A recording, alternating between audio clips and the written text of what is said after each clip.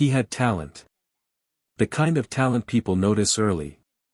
The kind that makes teachers proud, friends jealous, and strangers say things like, "You're going to do something great one day." And for a while, he believed them. But years later, nothing happened. Not because he wasn't capable. Not because he wasn't smart. Not because he lacked opportunity. But because somewhere along the way, he became trapped inside the person he could have been. And that's the tragedy nobody talks about. Because wasted potential doesn't look like failure. It looks like endless preparation. Endless planning. Endless waiting. A life spent standing at the starting line. Most people think wasted potential is about ability. But that's not what this story is really about. It's about fear. And how fear can disguise itself as comfort. As intelligence. As perfectionism. As waiting for the right moment. And that's where everything begins. Imagine someone standing at the edge of a diving board. They've spent years studying how to swim. They've watched tutorials. Read books. Analyzed every possible mistake. They know more than anyone else standing around them. But they never jump. Years pass.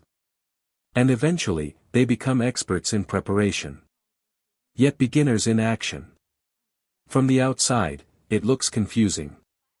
How can someone with so much potential accomplish so little? But psychologically, it makes perfect sense. Because action creates uncertainty. Action creates judgment.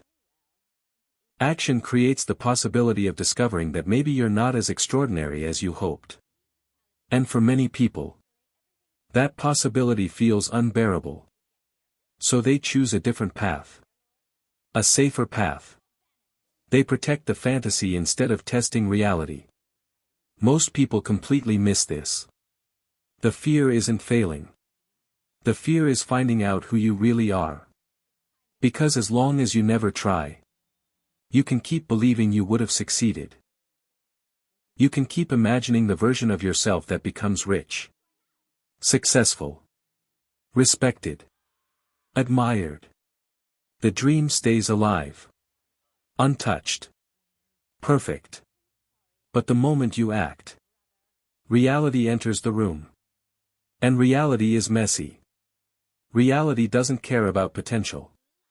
Reality only responds to execution. That's why so many intelligent people remain stuck. Their intelligence becomes a hiding place. They analyze instead of moving. Think instead of acting.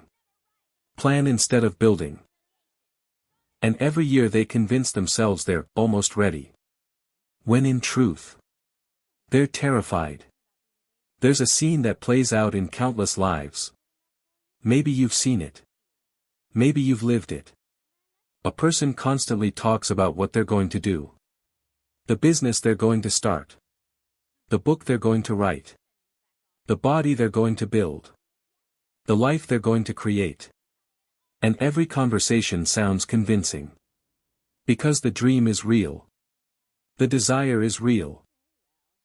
The ambition is real. But action never arrives. Months become years. Years become decades. The dream slowly transforms into an identity. Not something they're doing. Something they talk about. And that's where the film quietly changes. Because now the goal isn't achievement. It's self-preservation. The dream becomes emotional protection. A shield against reality. A way of avoiding the pain of discovering what happens when effort meets resistance. Psychologically, this is known as self-handicapping. A defense mechanism. If you never fully commit, you never fully fail. You always have an excuse. You were busy. The timing wasn't right. You needed more preparation. More knowledge. More confidence. More certainty. But certainty never comes. Because certainty is not something you discover. It's something you build through action. And that's the cruel paradox. The confidence people are waiting for only appears after they begin. Not before. Yet most people spend their lives waiting for a feeling that can only be earned. Think about how many people spend years trying to avoid discomfort. Avoid embarrassment. Avoid rejection. Avoid criticism. Avoid mistakes. But every meaningful achievement lives on the other side of those experiences. The entrepreneur gets rejected. The artist gets criticized. The athlete loses. The writer creates terrible drafts. The musician sounds awful before sounding great. Growth requires humiliation. And that's what makes it so difficult. Because the ego wants guarantees. Life offers none.